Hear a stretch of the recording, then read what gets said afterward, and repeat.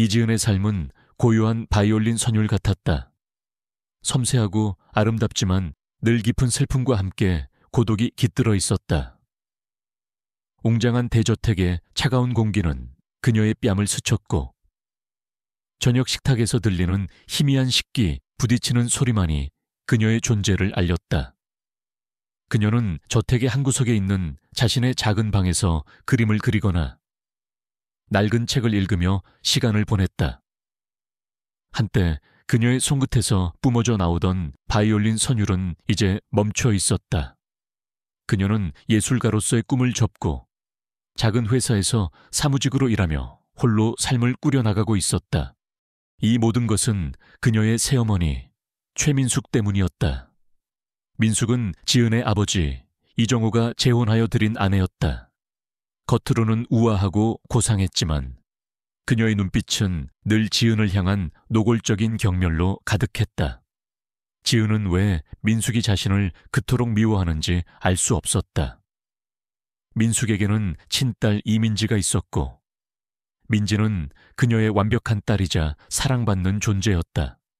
민숙은 민지에게 모든 것을 바쳤지만 지은에게는 단 한 번의 따뜻한 시선조차 주지 않았다. 지은아, 너는 왜 그렇게 요령이 없니? 민지 봐라. 너보다 훨씬 어리지만 얼마나 야무진지. 너는 언니라는 애가 하는 게 뭐야? 맨날 방에 틀어박혀서 그림이나 그리고 말이야. 한심해 죽겠어. 민숙의 목소리는 칼날 같았다. 그녀는 식사 자리에서, 가족 모임에서, 심지어 손님들 앞에서까지 지은을 비난하고 깎아내렸다. 지은은 그 모든 모욕을 묵묵히 견뎌냈다. 아버지 이정호는 이 모든 상황을 외면했다. 그는 사업에만 몰두했고 아내와 딸 사이의 갈등을 중재하려 하지 않았다. 그의 침묵은 지은에게 더 큰 상처를 남겼다. 지은은 자신이 이 집안에서 마치 투명인간처럼 존재하지 않는 듯 느껴졌다. 그녀는 화려한 저택에서 홀로 고독하게 살았다. 어느 날 저녁, 지은은 혼자 부엌에서 저녁 식사를 하고 있었다. 차가운 공기 속에서 숟가락과 그릇이 부딪히는 소리가 유난히 크게 들렸다. 그녀는 창밖으로 보이는 도시의 불빛들을 바라봤다. 멀리서 들려오는 사람들의 웃음소리는 그녀와는 상관없는 멀고도 낯선 세상처럼 느껴졌다. 그녀는 자신이 왜 이 모든 것을 견뎌야 하는지, 언제쯤 이 지옥 같은 삶에서 벗어날 수 있을지 알 수 없었다. 그녀는 늘 마음속으로 꿈꿨다. 자신을 진정으로 사랑해주고 아껴주는 가족을 만나는 것을. 어느 쌀쌀한 가을 오후였다. 지은은 퇴근길에 늘 지나던 골목길을 걷고 있었다.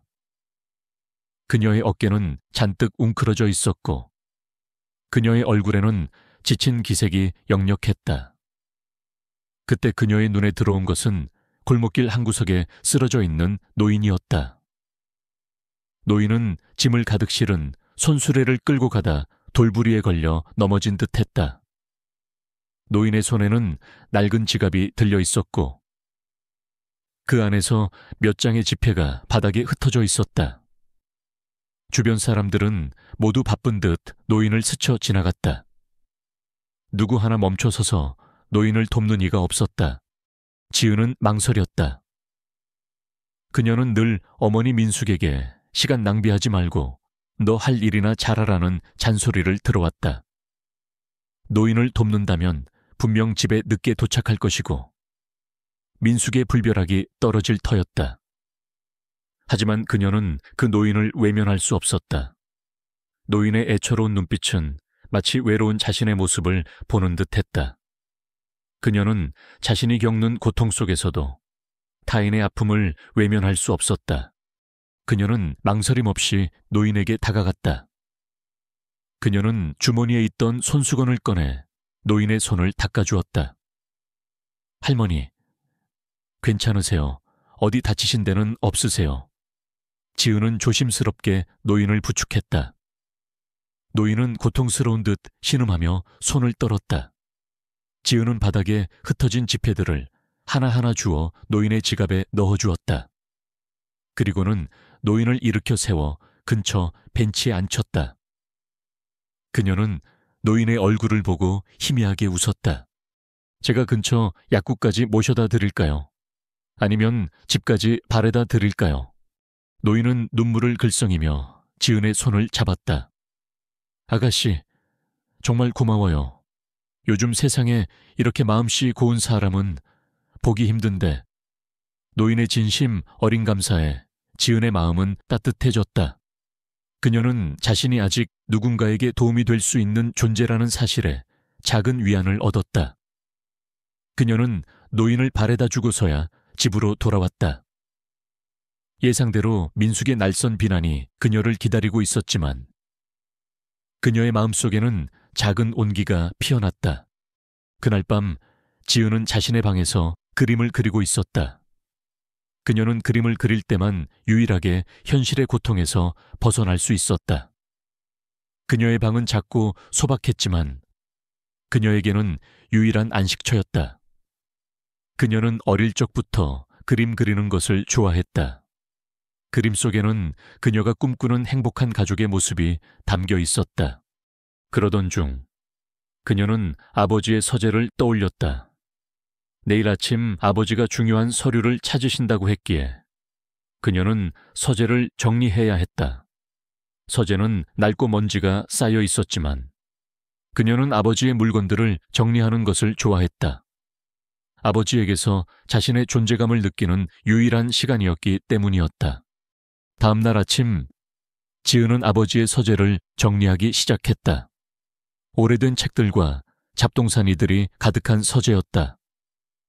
그녀는 책상 밑 낡은 서랍을 열었다. 서랍 깊숙한 곳, 먼지 쌓인 서류들 사이에서 낡고 빛바랜 작은 나무 상자가 발견되었다. 상자는 아무런 특징도 없었고 겉으로는 평범한 나무 상자였다. 지은은 호기심에 상자를 열었다. 그 안에는 오래된 사진 몇 장과 함께 낡은 편지 뭉치, 그리고 말라버린 꼬집 몇 개가 들어있었다. 그녀의 눈길을 사로잡은 것은 흑백 사진 한 장이었다. 사진 속에는 젊은 시절의 민숙 여사가 환하게 웃고 있었다. 그리고 그녀의 품에는 갓 태어난 아기가 안겨 있었다. 아기는 작고 소중한 생명이었다. 아기의 손목에는 희미하게 별 모양의 작은 점이 새겨져 있었다. 지은은 사진 속 아기가 누구인지 알 수 없었다. 민숙에게는 민지 외에 다른 자식이 없다고 알고 있었다. 그리고 그 아기의 손목에 새겨진 별 모양의 점. 그녀는 왠지 모를 불안감에 휩싸였다. 그리고 문득 그녀는 최민숙 여사가 항상 긴팔 옷을 입거나 넓은 팔찌를 착용하여 왼쪽 손목의 특정 부위를 가리고 다녔다는 것을 기억해냈다. 민숙은 그 부분을 늘 예민하게 감추었고 지은은 그곳에 큰 흉터라도 있는 줄로만 알았다. 혹시 그곳에 이 아기와 똑같은 별 모양의 점이 있는 것은 아닐까? 그녀의 마음속에 알 수 없는 의심의 씨앗이 심어졌다. 지은은 사진을 다시 상자에 넣고 상자를 조심스럽게 닫았다. 그녀는 이 사진이 민숙에 숨겨진 과거와 연결되어 있을지도 모른다는 막연한 예감을 느꼈다. 그녀는 이 모든 것이 그녀의 삶과 민숙의 관계에 어떤 의미를 가져올지 전혀 알지 못한 채 그저 묵묵히 자신의 역할을 다하고 있었다. 그녀의 삶은 겉으로는 평온했지만 그 안에는 거대한 폭풍의 씨앗이 조용히 싹트고 있었다. 그녀는 이 희미한 사진 한 장과 아기의 손목에 새겨진 작은 점이 그들의 모든 것을 뒤흔들 거대한 변화의 시작점이 될 것이라는 것을 직감했다. 그녀는 그 진실이 무엇일지 알지 못한 채 다만 불안한 마음으로 잠이 들었다. 이지은의 마음속에 자리 잡은 낡은 사진 속 별 모양 점은 그녀의 평온했던 삶에 미세한 균열을 일으켰다. 그것은 마치 잊혀진 과거의 문을 두드리는 듯한 알 수 없는 신호였지만 지은은 그 의미를 알지 못했다. 그녀는 그저 매일 반복되는 단조로운 일상과 새어머니 최민숙의 냉대 속에서 고군분투할 뿐이었다. 그때 지은의 삶을 뒤흔들 거대한 폭풍의 현실로 다가왔다. 어느 날 저녁, 그녀가 회사에서 퇴근하여 저택으로 돌아왔을 때 집 안은 심상치 않은 분위기로 가득했다. 아버지 이정호와 이민지가 불안한 얼굴로 병원복을 입은 최민숙을 둘러싸고 있었다. 민숙은 침대에 누워 있었고 그녀의 얼굴은 창백하게 질려 있었다. 엄마 괜찮으세요? 갑자기 왜 이러세요? 민지의 목소리는 절박했다. 정호는 고개를 숙인 채 아무 말도 하지 못했다. 지은은 무슨 일이 일어났는지 알 수 없었지만 불길한 예감에 사로잡혔다. 지은아, 내 새어머니가 쓰러지셨다. 병원에서. 병명은 위암이란다. 그것도 말기라서 시간이 얼마 남지 않았다고 하는구나. 정호의 목소리는 떨렸다. 지은은 충격을 받았다. 자신을 그토록 미워하고 괴롭혔던 새어머니가 시한부라니. 그녀는 기뻐해야 마땅했지만 왠지 모를 복잡한 감정들이 그녀의 마음을 뒤엉키게 했다. 민숙의 임박한 죽음은 그녀에게 슬픔 대신 알 수 없는 불안감과 함께 묘한 호기심을 안겨주었다. 민숙의 눈빛에서 그녀는 과거에 대한 어떤 비밀이 숨겨져 있음을 직감했다. 민숙은 병원으로 옮겨졌다. 그녀의 병실은 최신 의료 장비로 가득했지만 그녀의 생명은 위태롭게 흔들리고 있었다. 그녀는 의식을 잃을 때가 많았고 가끔 정신이 들 때면 알아들을 수 없는 말들을 중얼거렸다. 그녀의 눈빛은 늘 지은을 향해 있었지만 그 안에는 과거의 후회와 알 수 없는 간절함이 뒤섞여 있었다. 아이야, 내 아이, 미안해, 미안하다. 민숙은 지은을 볼 때마다 그렇게 중얼거렸다. 그녀의 손은 허공을 더듬으며 마치 무언가를 잡으려는 듯했다. 지은은 민숙의 말에 혼란스러웠다. 민숙은 민지 외에 다른 아이는 없었다. 혹시 죽은 아이라도 있었던 것일까? 지은은 민숙의 모습에서 알 수 없는 동요를 느꼈다. 민지는 어머니의 병실에서 한시도 떨어지지 않았다. 그녀는 지은이 민숙의 병실에 오는 것을 극도로 꺼려했다. 그녀는 지은이 자신의 어머니에게 무슨 해코지라도 할까봐 불안해했다. 민숙은 죽음을 앞두고 있었지만 그녀의 딸 민지는 여전히 지은을 향한 경계심을 늦추지 않았다. 언니, 엄마 옆에 얼씬거리지 마. 엄마가 언니 때문에 아픈 거야. 언니가 엄마를 괴롭히는 거잖아. 민지의 목소리는 히스테리컬하게 변했다. 그녀는 지은이 자신들의 재산을 노리고 있다고 굳게 믿었다. 그녀는 지은을 병실에서 내쫓으려 했고 아버지는 이 모든 상황을 외면했다. 지은은 다시 한번 홀로 고립되었다. 그녀는 민숙의 병실을 떠날 수밖에 없었다. 그녀는 자신이 이 모든 것을 피하고 싶었지만 동시에 민숙의 말 속에서 진실을 찾아야 한다는 알 수 없는 사명감을 느꼈다. 민지는 변호사를 선임하여 지은이 민숙에게 접근하는 것을 막고 재산 상속 문제에 대해 대비하기 시작했다. 그녀는 민숙의 모든 재산이 자신에게 상속되어야 한다고 주장했다. 민지는 지은이 어머니의 병을 빌미로 재산을 노리고 있다고 확신했다. 그녀는 지은을 돈에 눈먼 악녀로 몰아갔다. 김 변호사님, 이지은이 우리 엄마 옆에 얼씬거리지 못하게 해주세요. 그리고 엄마의 모든 재산이 저에게 상속되도록 해주세요. 지은이에게는 단 한 푼도 줄 수 없어요. 민지의 목소리는 단호했다. 김현우 변호사는 민지의 요청에 따라 지은을 조사하기 시작했다.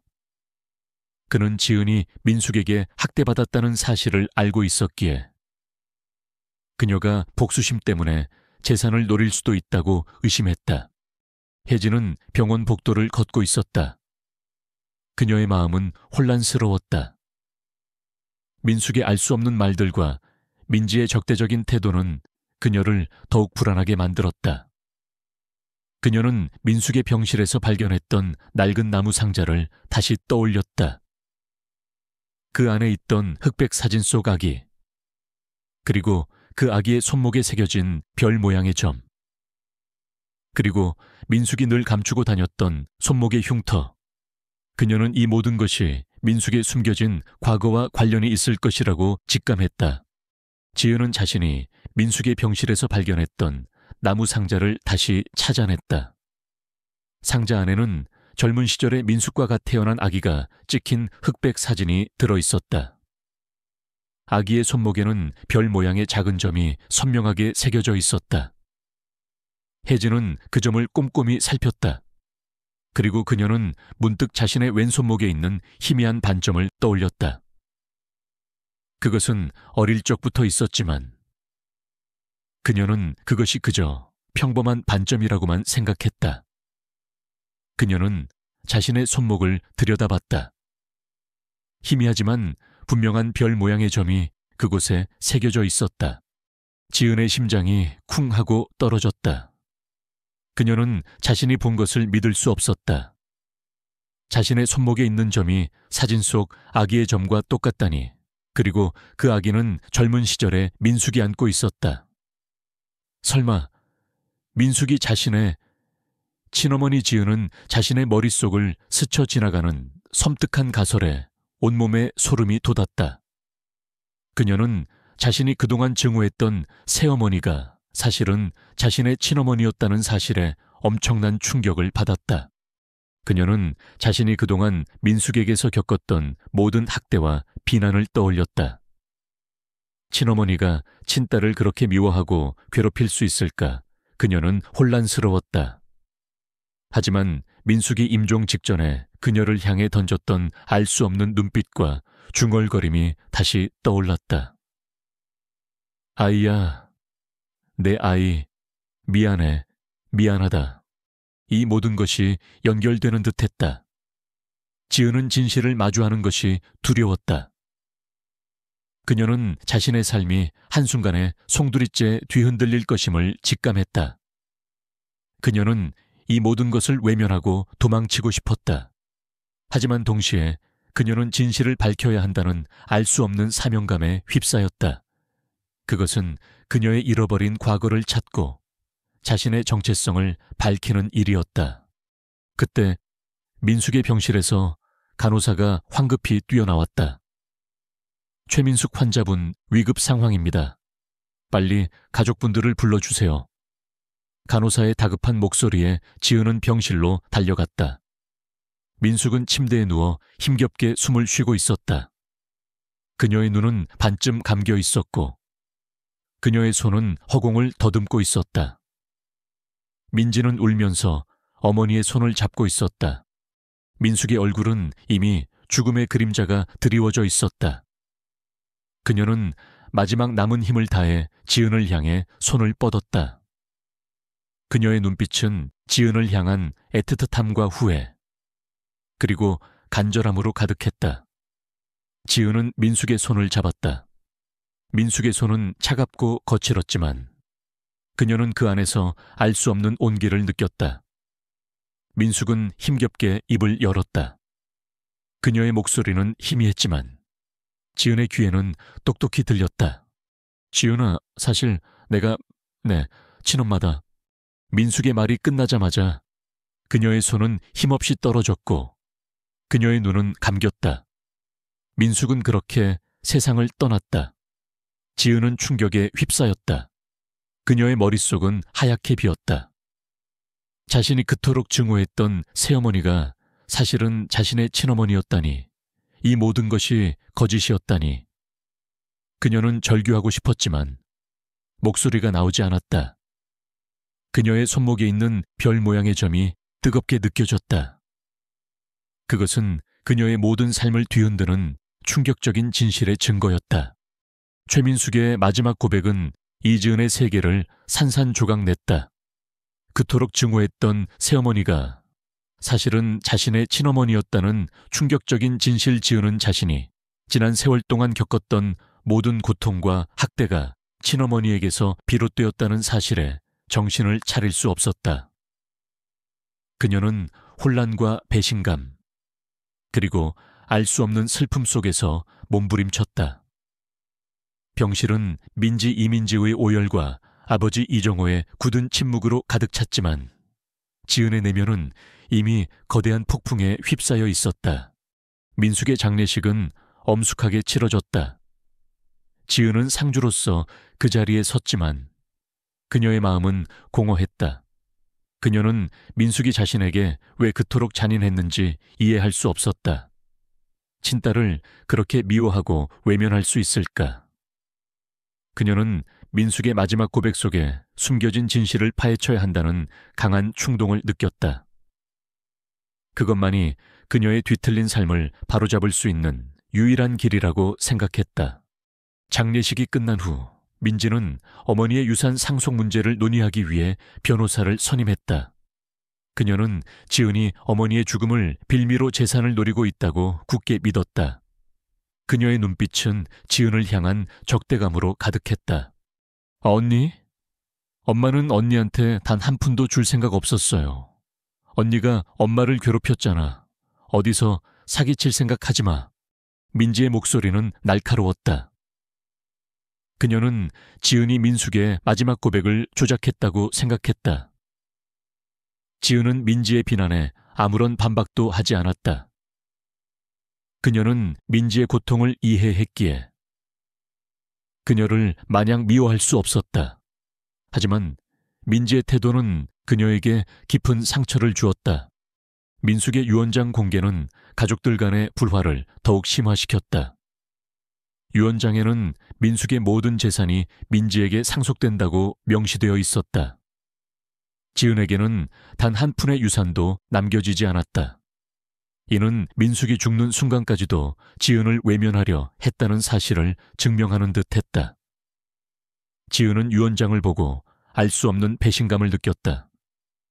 민숙의 마지막 고백이 거짓이었을까? 김현우 변호사는 민숙의 유언장을 읽어 내려갔다. 그는 냉철하고 이성적인 인물이었지만 민숙의 마지막 고백에 대한 소문을 들었기에 이 가족의 복잡한 관계에 대해 깊은 의문을 품고 있었다.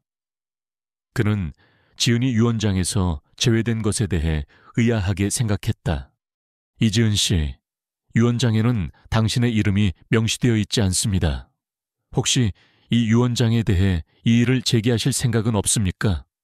김현우 변호사의 질문에 지은은 망설였다. 그녀는 유산에 대한 욕심이 없었다. 하지만 민숙의 마지막 고백이 진실이라면 그녀는 민숙의 친딸로서 마땅히 권리를 주장해야 했다. 그것은 돈 문제가 아니라 그녀의 정체성에 대한 문제였다. 변호사님, 저는 이 유언장에 대해 이의를 제기할 생각입니다. 최민숙 여사는 저의 친어머니였습니다. 지은의 말이 끝나자마자 민지는 경악한 듯 소리쳤다. 무슨 헛소리야, 언니가 미쳤어. 어디서 엄마를 사칭하는 거야. 엄마는 나 말고 다른 자식은 없어. 민지의 목소리는 히스테리컬하게 변했다. 그녀는 지은이 어머니의 죽음을 이용해 재산을 가로채려 한다고 굳게 믿었다.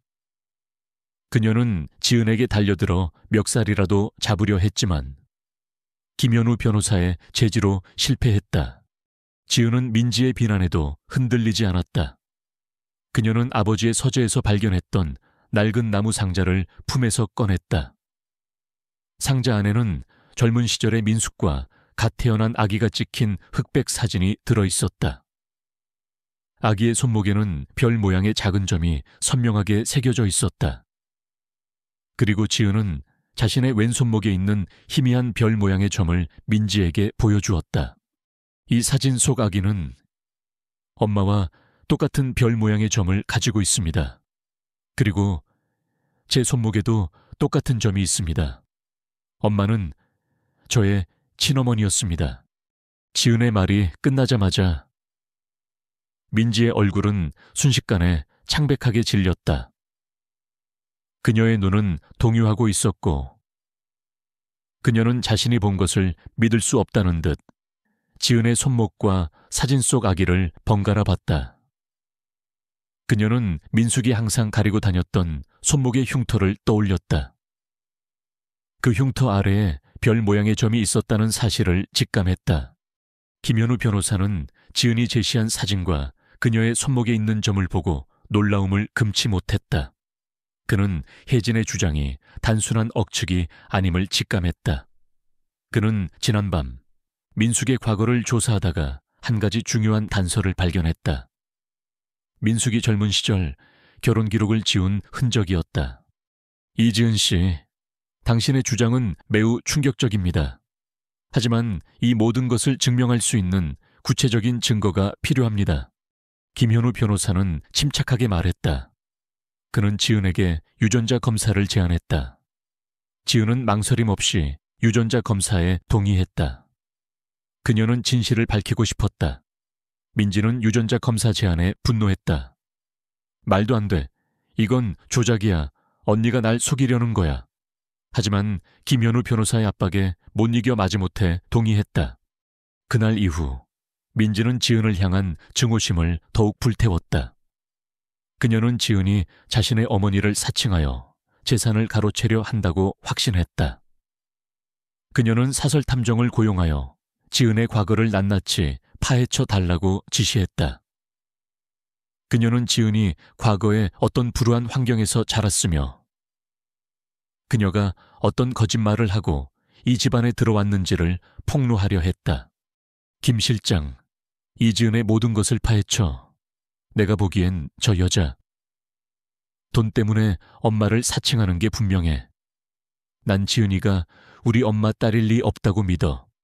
민지의 목소리에는 질투와 함께 편집증적인 광기가 묻어 있었다. 그녀는 지은이 자신을 위협하는 존재라고 생각했다. 그녀는 지은이 친딸이라는 사실을 인정하고 싶지 않았다. 지은은 민지의 감시와 비난 속에서 홀로 고통받았다.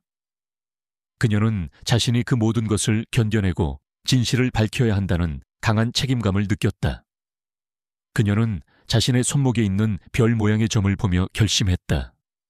이 점이 그녀의 정체성을 밝혀줄 유일한 단서임을. 그녀는 어린 시절부터 연주했던 바이올린을 다시 꺼냈다. 먼지 쌓인 바이올린을 어루만지며 그녀는 알 수 없는 위안을 느꼈다. 바이올린 소리는 그녀에게 과거의 기억을 떠올리게 했다. 그녀는 자신이 그동안 억압했던 감정들을 바이올린 선율에 담아냈다. 그녀의 바이올린 연주는 이제 단순한 취미가 아니었다. 그것은 그녀의 모든 감정을 담은 외침이자 진실을 향한 그녀의 갈망을 표현하는 수단이 되었다. 그녀는 유전자 검사 결과가 나오기 전까지 자신의 모든 것을 바이올린에 쏟아부었다. 그녀는 이 모든 진실이 밝혀지면 자신의 삶이 어떻게 변할지 알 수 없었지만 더 이상 도망치지 않을 것이었다. 유전자 검사 결과 발표일이 다가올수록 이지은의 마음은 팽팽한 활시위처럼 조여왔다. 최민숙의 마지막 고백, 낡은 사진 속 별 모양 점, 그리고 자신의 손목에 있는 똑같은 흔적. 모든 것이 자신이 민숙의 친딸임을 가리키고 있었지만 민지의 노골적인 반대와 아버지 이종호의 굳건한 침묵은 그녀를 더욱 고립시켰다. 김현우 변호사는 유전자 검사 결과가 진실을 밝혀줄 것이라고 말했지만 지은은 민지가 어떤 식으로든 결과를 조작하려 할지도 모른다는 불안감을 떨칠 수 없었다. 그녀의 삶은 이제 마지막 시험대에 올랐다. 민지는 지은을 향한 증오심에 불타올랐다. 어머니의 모든 재산이 자신에게 상속될 것이라고 굳게 믿었기에 지은의 존재는 그녀에게 위협이자 눈의 가시였다. 민지는 사설 탐정을 통해 지은의 과거를 낱낱이 파헤쳐 그녀가 불우한 환경에서 자랐으며 돈 때문에 어머니를 사칭하려 한다는 허위 사실을 언론에 흘렸다. 이지은, 고아 출신 사기꾼, 재벌가 상속녀 행세, 죽은 새어머니를 친엄마로 둔갑시켜 재산 노려. 온라인 기사들은 자극적인 제목으로 도배되었고 지은은 순식간에 돈에 눈먼 파렴치한 사기꾼으로 낙인 찍혔다. 그녀의 아파트 현관 앞에는 매일같이 기자들이 진을 쳤고 그녀는 더 이상 평범한 삶을 살 수 없었다. 회사에서는 그녀에게 무기한 휴직을 통보했다. 모든 것이 그녀에게서 멀어지는 듯했다. 그녀는 그 모든 비난 속에서 홀로 고통받았다. 언니, 이제 그만해. 엄마는 나 말고 다른 자식은 없어. 언니가 미쳤어. 어차피 유전자 검사 결과 나오면 다 밝혀질 거야. 언니는 이제 끝이라고. 민지는 병원에서 지은에게 다가와 비웃으며 말했다. 그녀의 얼굴에는 승리감과 함께 지은을 향한 노골적인 경멸이 가득했다. 지은은 민지의 비난에도 아무런 반박을 할 수 없었다. 그녀의 유일한 위로는 밤늦게 아무도 없는 자신의 방에서 켜는 바이올린 소리였다. 그녀의 바이올린 선율은 슬픔과 함께 간절한 희망을 담고 있었다. 그녀는 바이올린 소리를 통해 자신의 모든 감정을 표출했다. 이정호는 이 모든 상황을 외면했다. 그는 아내 민숙의 죽음에 대한 슬픔과 지은과 민지의 갈등 속에서 자신의 무능함에 괴로워했다. 그는 지은에게 어떤 도움도 주지 않았다. 그의 침묵은 지은에게 더 큰 상처가 되었다. 유전자 검사 결과 발표일이 다가왔다. 민지는 이 모든 것을 공개적으로 처리하기 위해 유전자 검사 결과 발표 기자회견을 열었다. 장소는 강당 그녀의 아버지 이정호가 평소 중요한 발표를 하던 곳이었다. 민지는 이 자리에서 지은을 사기꾼으로 만들고 자신의 정당한 상속권을 확고히 하려 했다. 기자회견은 언론에 대대적으로 보도되었고 재벌가 사생아 논란이라는 자극적인 제목으로 대중의 이목을 끌었다. 지은은 순식간에 전 국민의 비난을 받는 존재가 되었다. 기자회견 당일 강당은 취재진과 대중들로 가득 찼다. 지은은 하얀 얼굴로 한쪽에 앉아 있었다. 그녀의 옆에는 김현우 변호사가 있었지만 그의 표정은 굳어 있었다. 그는 민지가 유전자 검사 결과를 조작하려 했다는 사실을 어렴풋이 짐작했지만 구체적인 증거는 없었다. 그는 지은에게 이지은 씨 상황이 불리합니다. 민지 씨와 합의하는 것이 좋겠습니다. 라고 속삭였다. 지은은 고개를 저었다. 그녀는 결코 포기하지 않을 것이었다. 민지는 연단에 서서 승리감에 도취된 듯 연설했다. 그녀는 어머니 민숙을 추모하는 슬픔과 함께 지은을 비난하는 말을 쏟아냈다. 그녀는 지은이 돈 때문에 어머니를 사칭하려 했고 그 사실이 유전자 검사 결과로 밝혀질 것이라고 주장했다. 그녀는 미리 매수된 몇몇 기자들을 통해 지은에게 불리한 질문들을 유도했다. 이지은 씨는 어머니 최민숙 여사의 죽음을 빌미로 재산을 가로채려 했습니다. 그녀가 저지른 폐륜적인 행위는 용서받을 수 없습니다. 이제 유전자 검사 결과가 모든 것을 밝혀줄 것입니다. 민지의 주장은 청중의 분노를 자아냈다. 강당하는 지은을 비난하는 소리로 가득 찼다. 지은은 그 모든 비난 속에서 억울함에 몸을 떨었다. 그녀는 자신의 결백을 증명할 방법이 없었다. 그녀의 유일한 증거는 낡은 사진 한 장과 자신의 손목에 있는 점, 그리고 민숙의 마지막 고백뿐이었다. 하지만 그것이 법정에서 얼마나 효력을 발휘할지는 미지수였다. 그녀는 모든 것을 홀로 감당해야 했다. 김현우 변호사가 민지에게서 유전자 검사 결과지를 받아들었다. 그는 봉투를 열고 결과를 확인했다. 그의 얼굴에는 미묘한 표정이 스쳐 지나갔다. 민지는 그의 표정을 보고 불안해했다. 변호사님, 빨리 결과를 발표하세요. 이지은이 사기꾼이라는 것을 밝혀주세요. 민지의 목소리는 재촉했다. 김현우 변호사는 한숨을 쉬며 마이크를 들었다. 그는 결과지를 들어올려 강당에 모인 사람들에게 보여주었다. 그의 목소리는 차분했지만 그 안에는 알 수 없는 긴장감이 담겨 있었다. 이지은 씨와 고 최민숙 여사님 간의 유전자 검사 결과입니다. 모두가 숨을 죽이고 그의 다음 말을 기다렸다. 지은은 심장이 쿵 하고 떨어지는 것을 느꼈다. 결과는 친자관계 불일치입니다. 김현우 변호사의 말이 끝나자마자 민지는 환호성을 질렀다. 거반에 그럴 줄 알았어. 역시 사기꾼이었어. 그녀는 지은을 비웃는 눈빛으로 바라봤다. 기자들은 플래시를 터뜨리며 지은을 향해 비난의 질문을 쏟아냈다. 지은은 그 자리에 주저앉았다. 그녀는 자신이 본 것을, 들은 것을 믿을 수 없었다. 민숙의 마지막 고백이 거짓이었다니, 자신의 손목에 있는 점도 단순한 우연이었다니, 그녀는 모든 희망을 잃은 듯 절망에 빠졌다. 바로 그때 김현우 변호사가 다시 한번 마이크를 잡았다. 그의 얼굴에는 복잡한 감정들이 교차하고 있었다. 하지만 저는 이 유전자 검사 결과가 조작되었다는 증거를 확보했습니다. 김현우 변호사의 폭탄 선언에 강당은 순식간에 정적에 휩싸였다. 민지의 얼굴은 순식간에 창백하게 질렸다. 그녀의 눈은 동요하고 있었고 그녀의 손은 파르르 떨렸다. 그녀는 김현우 변호사를 경악한 듯 바라봤다. 이건 무슨 소리야?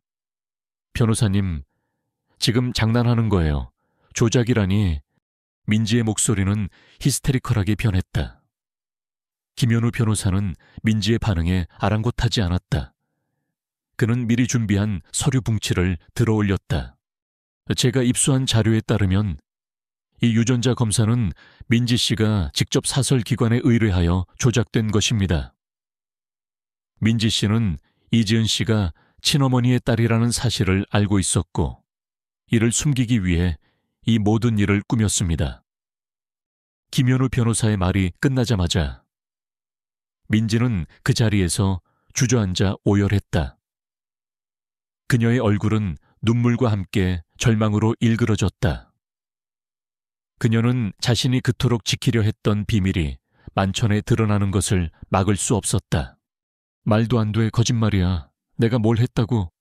민지는 필사적으로 부정했지만 그녀의 떨리는 몸과 창백한 얼굴은 모든 것을 말해주고 있었다.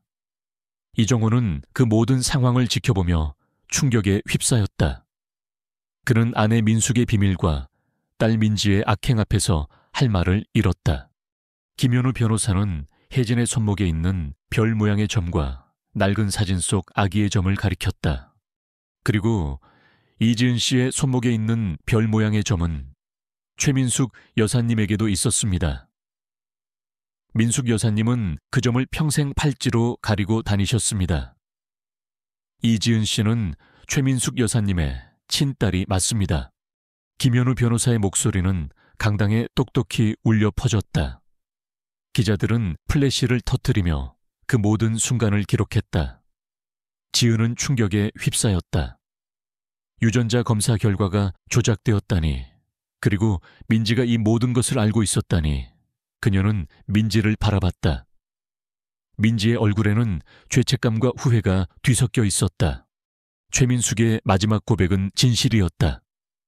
그녀는 자신의 친딸을 학대하고 외면하면서 살아왔던 것이다. 그리고 민지는 언니의 존재를 숨기기 위해 이 모든 일을 꾸몄다. 지은은 그 모든 사실 앞에서 멍하니 서 있었다. 그녀의 삶은 한순간에 거대한 파노라마처럼 펼쳐졌다. 그녀의 고통, 민숙의 잔인함, 민지의 질투, 그리고 그 모든 것 뒤에 숨겨진 진실까지. 그녀는 그 모든 사실 앞에서 절규하고 싶었지만 목소리가 나오지 않았다. 그녀의 손목에 있는 별 모양의 점이 뜨겁게 느껴졌다. 그것은 그녀의 모든 삶을 뒤흔드는 충격적인 진실의 증거였다. 강당은 충격과 경악으로 가득 찼다. 이민지는 김현우 변호사의 폭로에 그 자리에서 무너져 내렸다. 그녀의 얼굴은 흑빛으로 변했고 그녀의 눈은 절망과 배신감으로 가득했다. 이지은은 모든 진실이 밝혀지는 순간 믿을 수 없다는 듯 자신의 손목에 있는 별 모양의 점을 바라봤다. 그녀의 마음속에는 슬픔과 함께 알 수 없는 해방감이 밀려왔다. 최민숙의 마지막 고백이 진실이었던 것이다. 이건 조작이야. 거짓말이라고. 내가 뭘 했다고 언니가 날 모함하는 거야. 민지는 바닥에 주저앉아 오열했다. 그녀는 필사적으로 현실을 부정하려 했지만 김현우 변호사가 제시한 증거들은 너무나도 명확했다.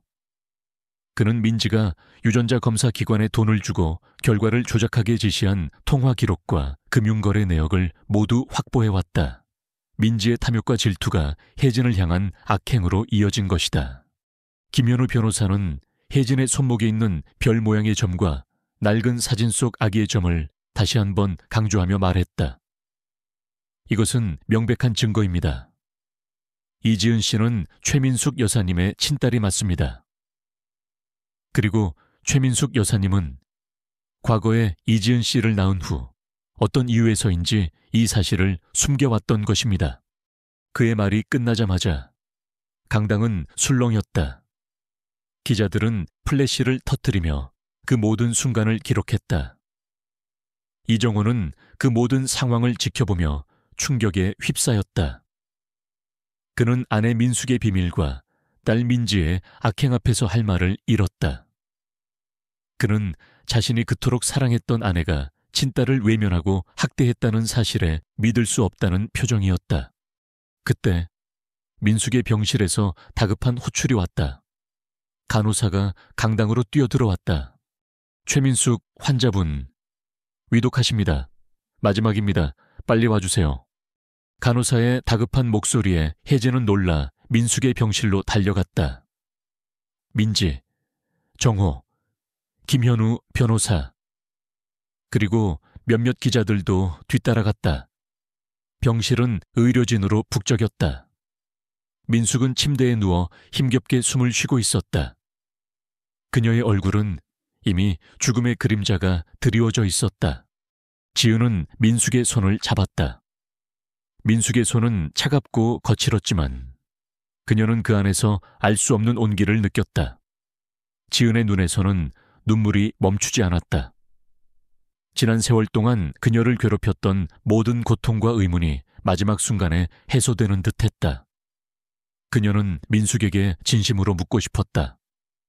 왜 자신을 그토록 미워했는지, 왜 자신의 존재를 숨겼는지. 민숙은 힘겹게 눈을 떴다. 그녀의 시선은 지은에게 향했다.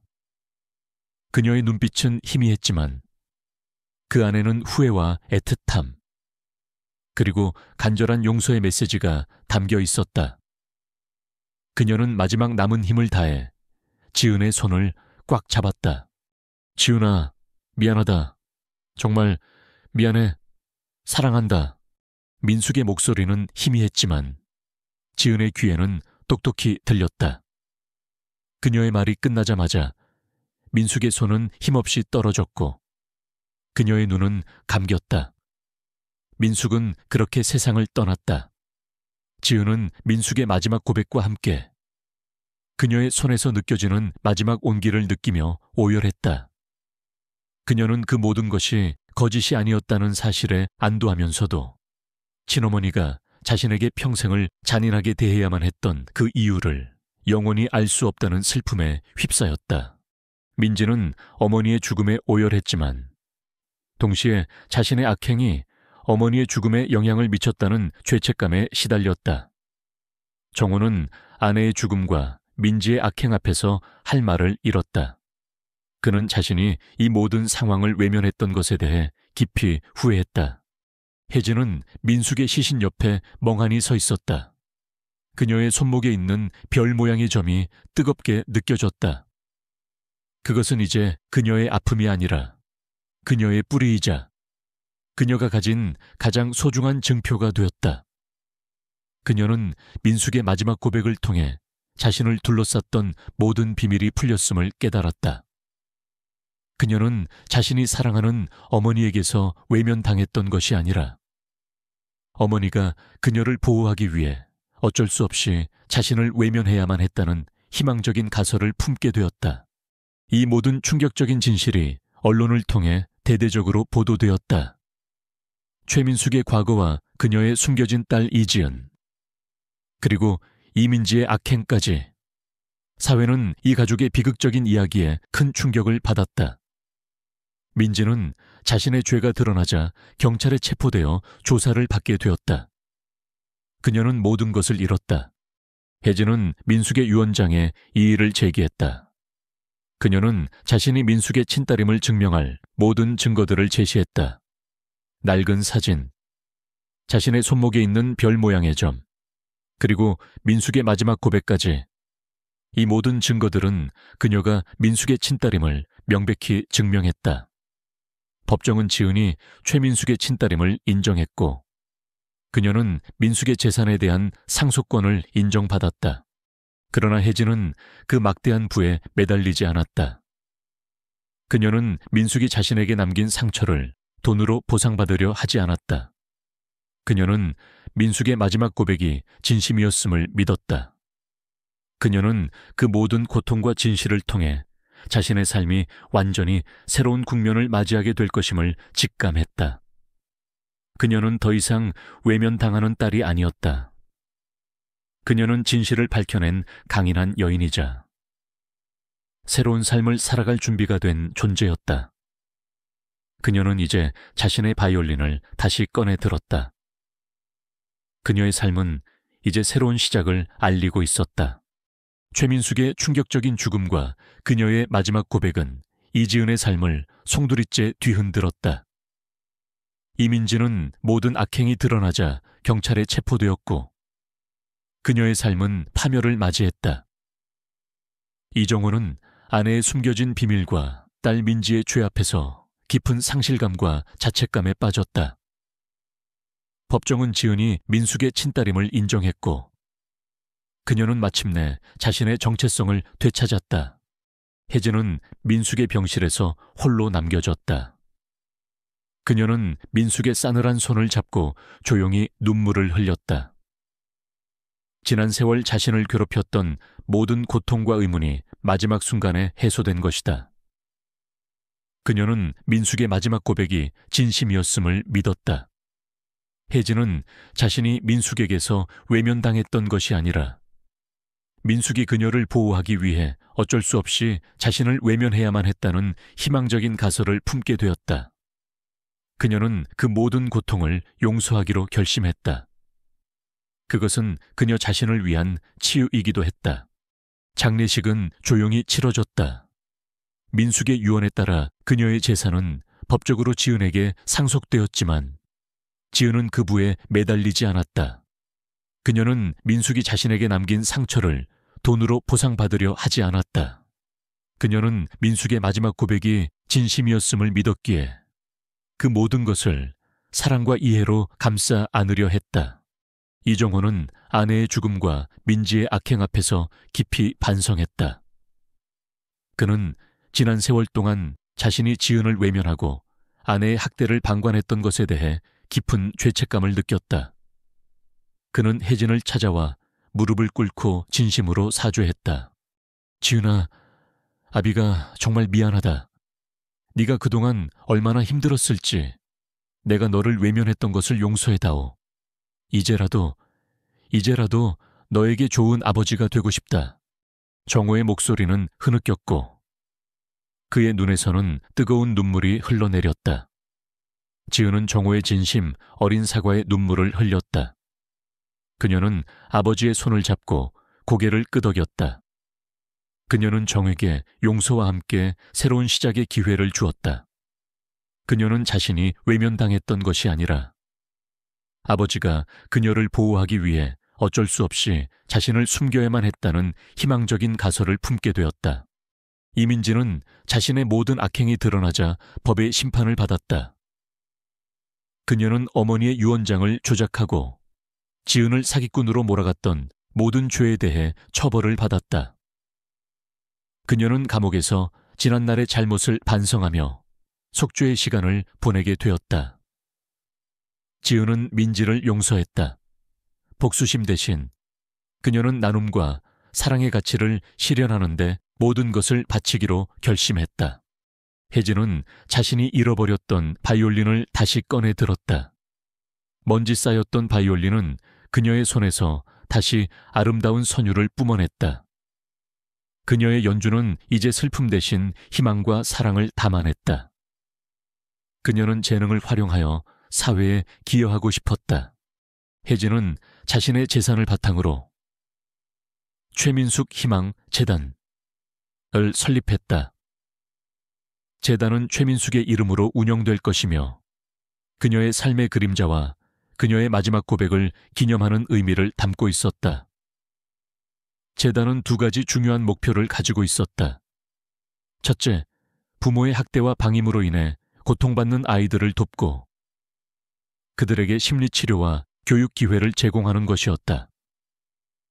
둘째, 민숙처럼 과거의 죄와 비밀에 갇혀 고통받는 어른들을 돕고 그들이 용서와 치유를 통해 새로운 삶을 시작할 수 있도록 돕는 것이었다. 혜진은 자신이 겪었던 아픔을 다른 이들을 돕는 데 사용하고 싶었다. 이정호는 재단의 설립에 적극적으로 참여하며 지난날의 잘못을 속죄하려 노력했다. 그는 재단의 이사로 취임하여 재정적인 지원과 행정적인 도움을 아끼지 않았다. 그는 딸 지은의 선한 영향력을 보며 진정한 행복을 느꼈다. 혜진과 정호는 이제 진정한 부녀 관계를 형성하며 서로를 아끼고 사랑했다. 그들은 과거의 상처를 치유하고 함께 새로운 미래를 만들어 나갔다. 혜진의 삶에는 진정한 평화가 찾아왔다. 그것은 단순히 갈등의 부재가 아니었다. 잃어버린 진실을 찾아내고 상처를 치유하며 새로운 가족을 맞이하고 그리고 타인을 용서한 완전하고 진정한 평화였다. 그녀는 이제 더 이상 외면당하는 딸이 아니었다. 그녀는 자신의 뿌리를 찾고 자신의 가치를 증명했으며 새로운 사명을 부여받은 강인한 여인이 되었다. 그녀는 자신의 바이올린을 다시 꺼내 들고 세상으로 나아갈 준비를 마쳤다. 그녀의 음악은 이제 슬픔 대신 기쁨과 희망을 연주했다. 5년의 세월이 흐른 뒤 이지은의 삶은 과거의 아픔과 그림자에서 완전히 벗어나 눈부신 빛을 발하고 있었다. 그녀는 더 이상 고독한 직장인이나 새어머니의 학대에 시달리던 딸이 아니었다. 그녀는 이제 최민숙 희망, 재단 컬러의 헌신적인 이사장, 그리고 자신의 바이올린 선율로 세상에 희망을 전하는 영향력 있는 예술가로 우뚝 섰다. 그녀의 삶은 모든 역경을 이겨내고 피어난 한 송이 아름다운 꽃과 같았다. 최민숙 희망 재단은 지은의 지휘 아래 눈부신 성장을 거듭했다. 재단은 민숙의 유산을 바탕으로 부모의 학대와 방임으로 고통받는 아이들을 위한 심리치료, 교육 지원, 그리고 예술교육 프로그램을 활발하게 운영했다. 특히 지은은 자신이 겪었던 아픔을 되풀이하지 않도록 가해 부모들을 위한 심리상담 및 교육 프로그램도 개발하여 용서와 치유의 선순환을 만들고자 노력했다. 재단은 국내외의 많은 후원자들로부터 지지를 받았고 아동복지 분야의 선두주자로 자리매김했다. 지은은 자신의 그림 재능을 활용하여 재단의 모든 홍보물과 교육 자료를 직접 디자인했다. 그녀의 따뜻하고 희망적인 그림들은 재단의 상징이 되었고 많은 사람들에게 위로와 용기를 주었다. 그녀는 또한 재단 산하에 희망의 선율 예술 학교를 설립하여 재능 있는 아이들에게 무료로 음악과 미술 교육을 제공했다. 그녀는 자신이 과거에 겪었던 어려움을 다른 아이들이 겪지 않도록 돕고 싶었다. 이정호는 재단의 설립과 운영에 적극적으로 참여하며 지난날의 잘못을 속죄하려 노력했다. 그는 이제 진정한 아버지로서 지은의 곁을 든든하게 지켰다. 그는 재단의 이사로서 재정적인 지원과 행정적인 도움을 아끼지 않았다. 그는 딸 지은의 선한 영향력을 보며 진정한 행복을 찾았다. 이민지는 자신의 죄에 대한 형기를 마친 후 조용히 제단을 찾아왔다. 그녀는 과거의 오만함과 질투심 대신 깊은 겸손과 후회가 깃들어 있었다. 지은은 민지를 용서했고 그녀에게 제단에서 자원봉사를 할 기회를 주었다. 민지는 제단의 일을 도우며 자신의 죄를 속죄했고 지은과 함께 아이들을 돌보며 진정한 자매애를 회복했다. 그녀는 이제 더 이상 과거의 그림자에 갇혀 있지 않았다. 지은은 이제 매일 밤 바이올린을 연주했다. 그녀의 바이올린 소리는 더 이상 슬픔이나 고독을 담고 있지 않았다. 그녀의 연주는 이제 기쁨과 희망, 그리고 감사함으로 가득 찼다. 그녀는 자신의 음악을 통해 사람들에게 위로와 치유를 선사했고, 그녀의 연주는 많은 이들의 마음을 움직였다. 그녀는 바이올린을 다시 잡으면서 진정한 자신을 찾았고, 예술가로서의 꿈을 실현했다. 어느 화창한 여름날 오후, 이지은은 재단이 주최하는 희망의 선율 콘서트 무대에 섰다. 콘서트는 재단 설립 5주년을 기념하고 재단에 대한 인식을 높이기 위해 열렸고 수많은 사람들이 참석하여 그녀를 응원했다. 무대 위 지은의 모습은 그 어느 때보다 빛나고 아름다웠다. 그녀의 손에서 흘러나오는 바이올린 선율은 청중의 마음을 깊이 울렸다. 콘서트의 마지막 곡, 지은은 자신이 직접 작곡한 어머니의 별아이라는 곡을 연주했다. 곡은 슬픔과 후회, 그리고 사랑과 용서를 담고 있었다. 그녀의 연주가 끝나자 청중은 감격의 눈물을 흘리며 우레와 같은 박수갈채를 보냈다. 연주가 끝난 후 지은은 연단에 서서 마이크를 잡았다. 그녀의 얼굴에는 행복과 함께 깊은 감동이 서려 있었다. 이 곡은 저의 어머니 최민숙 여사를 위한 곡입니다. 그녀는 저에게 아픔을 주었지만 동시에 저에게 진정한 삶의 의미를 가르쳐 주었습니다. 그녀의 마지막 고백은 저에게 새로운 삶을 선물했습니다. 이제 저는 그녀의 이름으로 저와 같은 아픔을 겪는 모든 아이들에게 희망을 전하고 싶습니다. 지은의 목소리는 진심으로 울려 퍼졌다. 그녀는 자신의 왼손목을 들어 올렸다. 그곳에는 희미하게 새겨진 별 모양의 점이 빛나고 있었다. 그것은 이제 그녀의 아픔이 아니라 그녀의 뿌리이자 그녀가 가진 가장 소중한 증표가 되었다. 그녀는 그 점을 어루만지며 조용히 미소 지었다. 그 점은 그녀의 어머니가 자신에게 남긴 마지막 사랑의 흔적이었다. 저녁 노을이 붉게 물들며 콘서트장을 비추었다. 강당 안의 창문마다 따뜻한 불빛이 새어나왔고 그 안에서 치유와 희망의 소리가 들리는 듯했다. 이지은의 삶은 과거의 아픔 속에서 시작되었지만 결국 그녀는 모든 역경을 이겨내고 가장 찬란하고 아름다운 두 번째 봄을 맞이했다.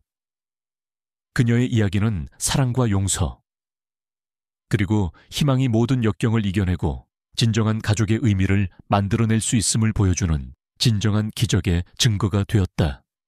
여러분, 어떠셨나요? 이지은 씨의 이야기가 여러분의 마음에 깊은 울림을 주었기를 바랍니다. 늘 자신을 구박하던 새어머니가 임종 직전, 사실은 친어머니였다는 충격적인 진실을 마주하고 그 모든 아픔을 이겨내며 가장 찬란한 두 번째 봄을 맞이하는 그녀의 이야기는 우리에게 깊은 감동을 선사합니다. 우리의 삶에서도 때로는 감당하기 힘든 진실과 마주해야 할 때가 있습니다. 하지만 이지은 씨처럼 용기와 지혜로 그 진실을 받아들이고 상처를 치유하며 사랑과 이해로 새로운 삶을 만들어 나가는 강인한 마음을 가진다면 우리는 어떤 역경도 극복하고 진정한 행복을 찾아낼 수 있을 것입니다. 사랑과 용서, 그리고 희망의 힘이 모든 것을 이겨낼 수 있음을 이지은 씨의 이야기가 아름답게 보여줍니다. 오늘 이야기가 좋으셨다면 구독과 좋아요 부탁드립니다. 그리고 다음 이야기에서 만나고 싶은 주제나 캐릭터가 있다면 댓글로 남겨주세요. 여러분의 소중한 의견은 저에게 큰 힘이 됩니다. 다음에도 따뜻하고 감동적인 이야기로 찾아뵙겠습니다. 감사합니다.